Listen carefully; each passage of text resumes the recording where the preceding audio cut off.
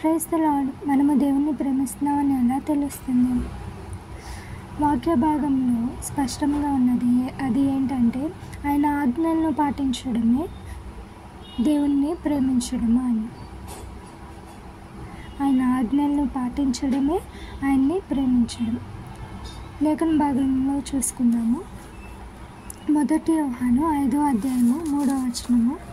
మనం ఆయన ఆజ్ఞలను గైకొనుటయే దేవుణ్ణి ప్రేమించుట. ఆయన ఆజ్ఞలు భారమైనవి కావు. ఇక్కడ స్పష్టంగా వ్రాయబడి ఉంది ఏంటంటే మనము ఆయన ఆజ్ఞలను గైకొనుటయే దేవుణ్ణి ప్రేమించుట. ఆయన ఆజ్ఞలు ఏంటి? 1వ ఆజ్ఞ దేవుణ్ణి ప్రేమించుట, 2వ ఆజ్ఞ నిన్ను వలె నీ పొరుగు వారిని ప్రేమించుట, 3వ ఆజ్ఞ క్షమించుట, 4వ ఆజ్ఞ ప్రకటించుట. దేవుణ్ణి ప్రేమించడం ఎలా ప్రేమించాలి అంటే మన పూర్ణ హృదయంతో, మన పూర్ణ ఆత్మతో, మన పూర్ణ వివేకముతో మన దేవుడును ప్రభువును మనము ప్రేమించాలి. మన దేవుడైన ప్రభువును మనము ప్రేమించాలి. 2వది ఏంటి? నిన్ను వలె నీ పొరుగు వారిని ప్రేమించు. మనల్ని మనము సెల్ఫ్ లవ్, అవునా? మనల్ని మనము ఎలా అయితే ప్రేమించుకుంటామో, మన ఎడల మనం ఎలా అయితే ప్రేమ చూపించుకుంటామో మన పొరుగు వారిని పట్ల కూడా అదే ప్రేమ కలిగి ఉండాలి. అలాగే మన శత్రువులను కూడా ప్రేమించాలి. ప్రేమ అనేది ప్రధానమైన ఆజ్ఞ. 3వది క్షమించడం. మనం ఇతరుల్ని క్షమించాలి. మనకి హాని చేసిన వారిని కూడా క్షమించాలి. వాక్య భాగంలో ఏమి రాయబడి ఉందంటే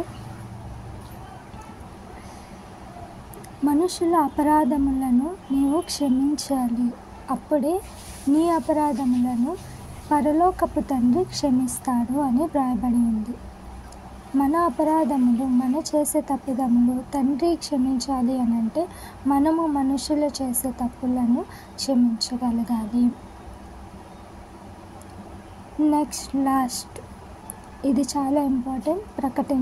ప్రకటించడం అంటే ఏంటి? దేవుని యేసు క్రీస్తు యొక్క సువార్తను మనము ప్రకటించడం. యేసే ప్రభువు, యేసే దేవుడు, నిజ రక్షకుడు, జీవించువాడు, మన కొరకు ఈ లోకానికి వచ్చాడు, ప్రాణం పెట్టాడు, మన పాపాలను అన్నిటిని కడిగివేశాడు ఆయన రక్తముతో.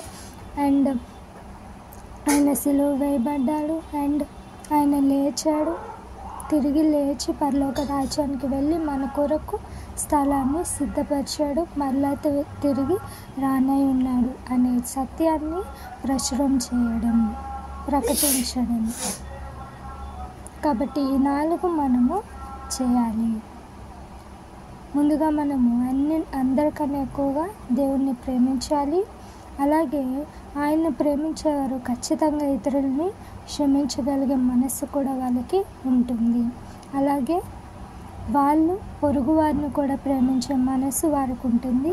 అలాగే నిజంగా మనము దేవుణ్ణి ప్రేమించిన వారం అయితే ఆయన్ని సువార్తను ప్రకటించకుండా ఉండలేము. ఏదో విధంగా ఆయన యొక్క సువార్తను మనము ప్రకటిస్తాము. సో వీటిని బట్టి, ఈ 4 బట్టి, ఈ ఆజ్ఞలు మన జీవితంలో మనము గాయకుంటూ ఉండడాన్ని బట్టి మనము దేవుణ్ణి ఎంత ప్రేమిస్తున్నాం అనేది తెలుస్తుంది.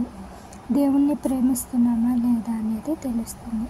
దేవుణ్ణి ప్రేమించడం అంటే ఆయన ఆజ్ఞలను పాటించడమే. Praise the lord.